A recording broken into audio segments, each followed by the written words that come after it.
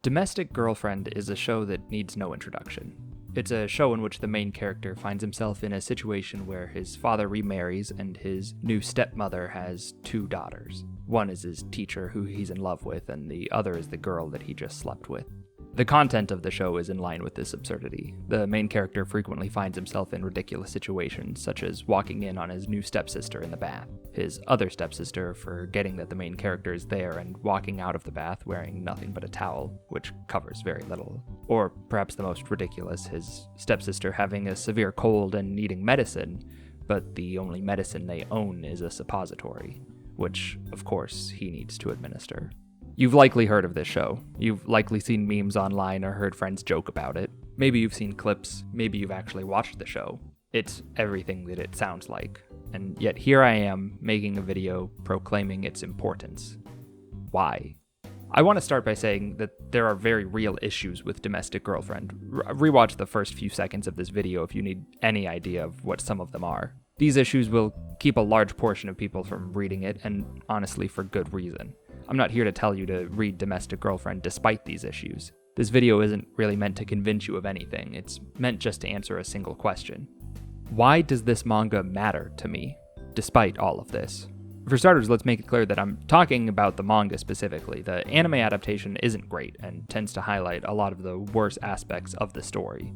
I watched it while drinking with friends and had a good time. Like many things though, I'm not sure I'd enjoy it sober and alone. The manga, on the other hand, stuck with me. I started to read Domestic Girlfriend on a whim, expecting it to be a fun read to laugh at. What surprised me was the somber tone that was present through the whole manga. The manga wasn't funny. There were jokes and lighthearted moments, of course, but it wasn't itself a joke. Other shows with similar absurd premises seem to revel in their ridiculousness, but not Domestic Girlfriend. Everything being presented in this manga was played straight. A lot of the quote-unquote trash manga seems to know that it's trash. It's lighthearted, over the top, doesn't take itself seriously. It knows what it is, and it knows who its audience is. But Domestic Girlfriend isn't like that. It takes itself very seriously. It treats itself as serious, and it asks you to do the same. This immediately stood out to me as strange. It's not what I was expecting. The love between Natsuo, the main character, and Hina, his stepsister/teacher, wasn't presented as a joke. It was shown as tragic. This is weird, isn't it?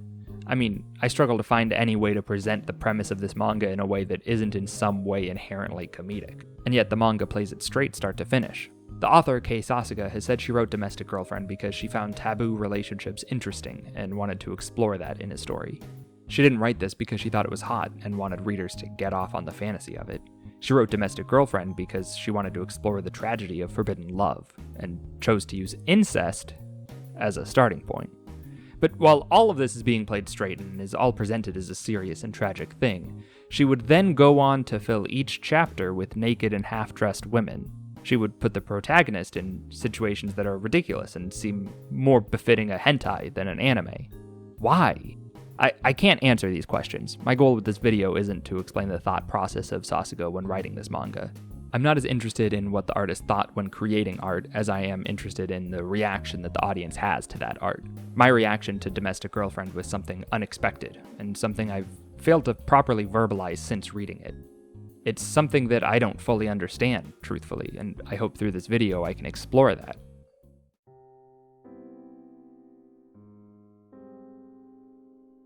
When reading Domestic Girlfriend, I began to detach from the more titillating aspects of the manga, and I began to focus more on the characters. In order to help you understand this, I'm going to share with you a moment from early on in the manga. This is the moment that I began to take Domestic Girlfriend seriously. This moment is chapter 16, A Girl Named Momo. Momo had been introduced previously. She's presented as a stereotype, the pretty girl who isn't very smart and who engages in sexual activity freely and without much attachment. She'll move quickly from one relationship to the next. When she's spoken to Natsuo and Rui, the main character and his new stepsister, she's pleasant, but a bit strange. She seems to have become infatuated with Natsuo and asks Rui for permission to pursue him. Chapter 16 changes how we view Momo, but it also changes how we view Natsuo. Let's talk about Natsuo for a moment. See, Natsuo is in love with his teacher, Hina, who is also his new stepsister, but we're gonna table that for the time being. Hina doesn't make good choices. Hina, despite her position of authority over Natsuo and the fact that she's an adult and he's a minor, has noticed Natsuo's feelings for her and chooses to flirt with him. From the very first scene she's introduced, we see Natsuo's clearly in love with her, and we see her reaction to that is playful banter. Even before they became siblings, Hina fails to in any way present a professional front. We're left only to wonder if she simply is too absent-minded to notice that this boy is in love with her, or if she's fully aware of it and yet makes no attempt to shut it down. We'll come to realize that Hina is aware of Natsuo's feelings. We can draw from future events that Hina likely remained playful when seeing Natsuo's interest in her because she herself had interest in him. She'll occasionally come to her senses and realize that it isn't right for them to be together, and she'll push him away. She'll call him a child and tell him that he couldn't understand what it's like to be an adult. Hina is not really well adjusted. She's immature and she has poor impulse control. She often does things without thinking. Through these interactions, we're meant to understand her as someone who cares for Natsuo but knows that she shouldn't. Domestic Girlfriend is a manga about relationships, but it's particularly concerned with those that shouldn't be. Hina uses their age as a wall that she can put between them. Rather than outright denying him and explaining to him why they can't be together, Hina puts it back to Natsuo. She'll often hurt Natsuo, belittle him, and make him feel more like a child just to show him that they can't be together. She does this poorly, and it only ever creates more problems. In one scene, rather than telling Natsuo, "I'm not interested in you like that, I'm your teacher and your elder sister," and putting up clear and firm boundaries, after Natsuo kisses her, Hina decides the best course of action is to slap him, kiss him again, shove him onto the bed, and then mock him for being a child, and then telling him to leave. I don't know the proper way to dismiss the advances of a child who expresses romantic interest in an adult, but I do know the wrong way, and it's exactly what Hina does at every step of the way. How the relationship between Hina and Natsuo is handled is problematic in a few ways, but again, we're going to table that for now. Instead, let's jump to chapter 15, where Natsuo confesses his love for Hina. In response, Hina suggests that they start dating in secret. She grabs his hand and starts walking into the ocean. She compares them dating to committing a double suicide and asks Natsuo if he can do this. He hesitates. She says they'll return to the shore as nothing more than siblings. Again, we see that Hina understands they can't be together, but she expresses this to Natsuo in the worst ways she could. She can't simply rationally explain to Natsuo why they can't be together. She secretly wants to be with him too. Instead, she pushes it back to him. He's the one who hesitated. If he hadn't hesitated, they could be together. Chapter 15 ends with Natsuo confiding in Momo and sharing with her his grief. He's at his most vulnerable in this moment, having been rejected by the woman he's in love with, and having been told by her it's his fault. He's too much of a coward to be with her. This is when Momo asks him to come home with her. Enter chapter 16. When they enter her room, the two immediately begin undressing. Natsuo thinks of Hina, the love he can't have. He tells himself this is for the best. Momo is a nice girl who likes him. He should just be with her instead. Momo makes a comment on how her parents don't get along and how she's often alone. Natsuo sees photos on her dresser of her family together, and her as a child. Momo tells Natsuo to take her shirt off. When he does, he sees scars on her wrist. Momo hides them, says they're old, not to worry, but Natsuo puts the pieces together. Momo's family isn't around. She's alone. She wants affection. She needs someone to be there for her. He thinks back to all of the rumors about her. There have been a long line of men who have taken advantage of this desire for affection. Men who use her to satisfy themselves and then throw her to the side. And Natsuo was about to do the same thing. He isn't there because he loves Momo and wants to be with her. He's here because he was alone, and he wants her to make him feel loved. He was going to use her and throw her to the side when he was done. We as the audience also thought little of Momo. We thought she existed just to flirt with Natsuo. But it's in this moment that we realize the same thing Natsuo does. Momo is a person. She isn't here for his sake. She had a life before he came, and she'll have one once he's gone. Natsuo gets dressed. He buttons her shirt back up. He goes to the grocery store to get ingredients, and then he cooks her dinner. He comforts Momo. He tells her she doesn't have to pretend to be okay, and when she's lonely, he'll come over and cook dinner for her. Momo cries. She tells him she's kept her scars hidden because guys get creeped out by them and then run away, that he's the first person to see them and then show her kindness. Momo wants a relationship, but Natsuo shuts it down. He says it's best neither of them date anyone right now. They're two people that are hurting. They shouldn't use a relationship to heal themselves. They should focus on themselves first. I cried when I read this chapter for the first time. This was a very human moment that completely caught me off guard. I'd expected to see this scene play out in a typical erotic fashion, that it was just an excuse to show a half-dressed girl. But it wasn't. This moment between them wasn't there to excite the reader, it was there to help us understand its characters. Prior to this moment, I thought very little of Natsuo. There's a scene early on where Hina's collapsed on the couch after a night of drinking, and Natsuo goes to her to try to kiss her while she's unconscious. He's only stopped when Rui walks in. This moment, as well as a handful of others, paint Natsuo in a pretty negative light. But this moment with Momo showed us there's more to him.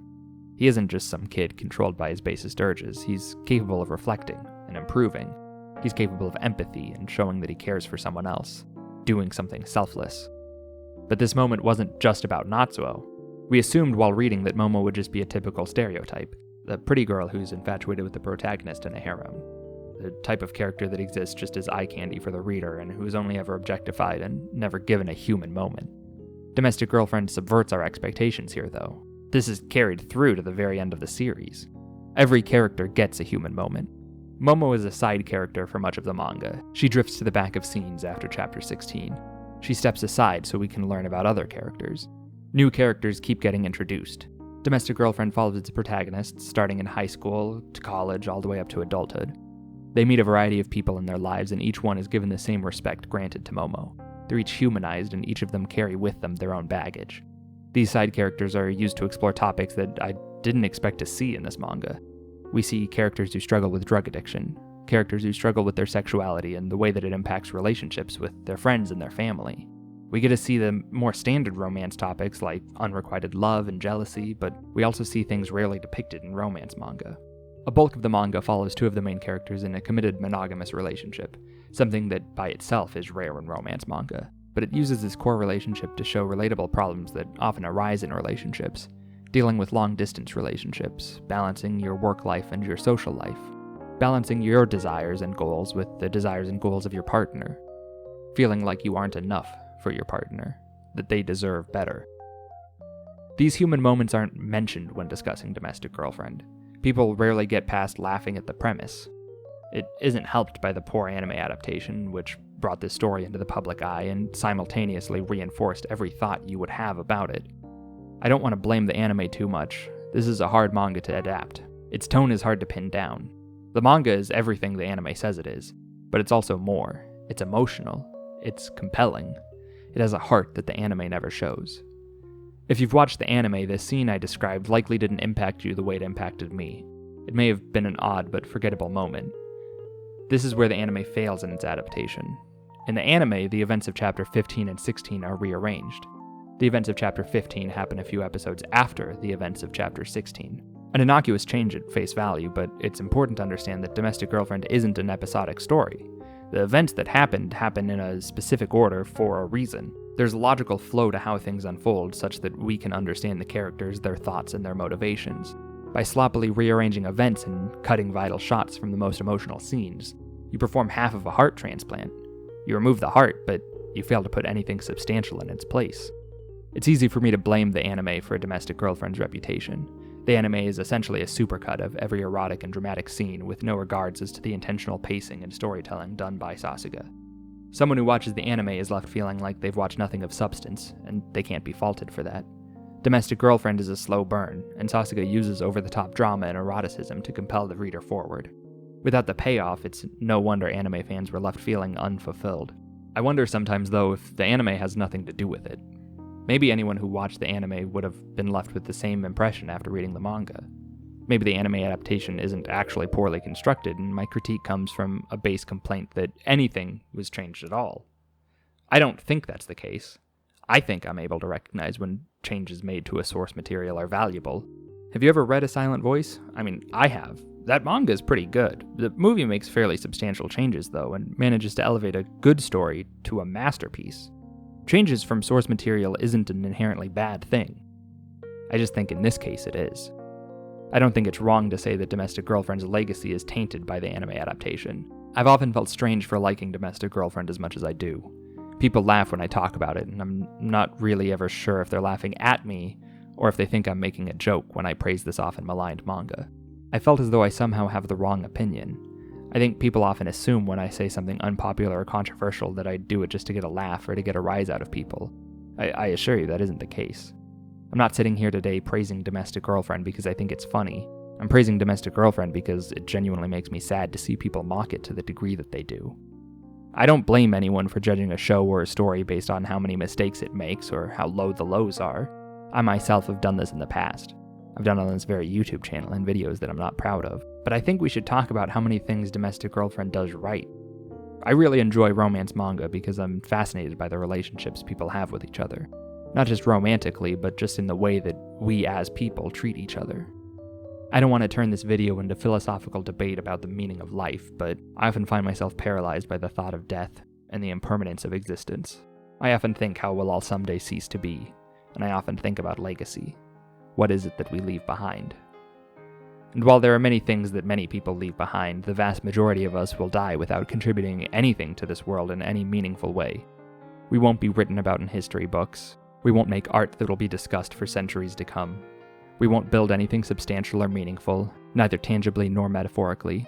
No, most of us will fruitlessly toil away at our meaningless jobs simply to put food on the table for our families, and to live to spend another day with our friends and those we love. Most of us will die leaving only memories. All that'll be left of us once we're a person no more are what people remember of us. They'll only speak about how they felt about us, how we treated them, and how they treated us. For all its faults and for every misstep that Domestic Girlfriend takes, at the heart of it all is a story about how we treat each other, about the relationships we form with people, and how they change ourselves and those around us. Domestic Girlfriend is not a perfect manga, but then again, what is? Are you going to sit here and say that because something is flawed, it loses its value? What does that then say of us? Domestic Girlfriend is flawed just as we are, and we should love it all the same. But if there's one thing I want you to take away from this video, it's to throw away your assumptions. Throw away everything everyone has told you about this story, myself included, and just give it an honest chance. Read the manga before you write it off. If you want to make fun of me for genuinely loving a manga about an incestuous couple, be my guest. But read the manga first. Prove me wrong.